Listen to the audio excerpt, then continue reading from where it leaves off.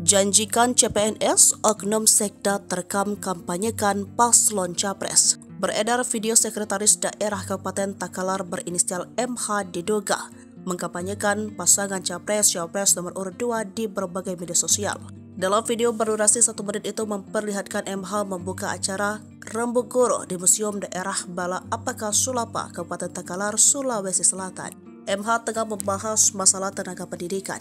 Kemudian di tengah pembahasan, ia menyebut bahwa Presiden Joko Widodo sudah menjanjikan pengangkatan CPNS bagi tenaga pengajar. Program itu akan dilanjutkan Capres-Cawapres nomor urut 2 jika terpilih pada Pilpres 2024 mendatang.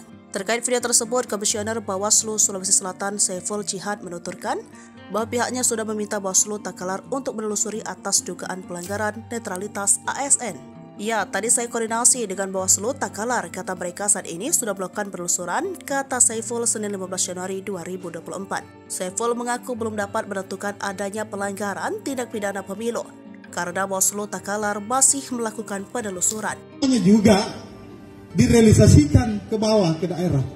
Setengah mati kami ini mencarikan di mana ini belanja untuk penggajian P3K-nya.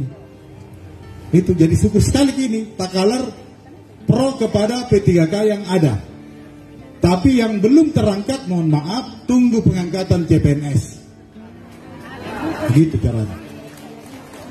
Pak Jokowi sudah janjikan, kalau anaknya menang, insya Allah akan dilanjutkan program pengangkatan CPNS jutaan. Itu harus diapresiasi. Pengangkatan CPNS kita butuh. Guru-guru ini kurang. Tapi kita tidak mau menambah beban APBD. Kita maunya anggaran dari pusat bertambah untuk penggajian P3K. Oke.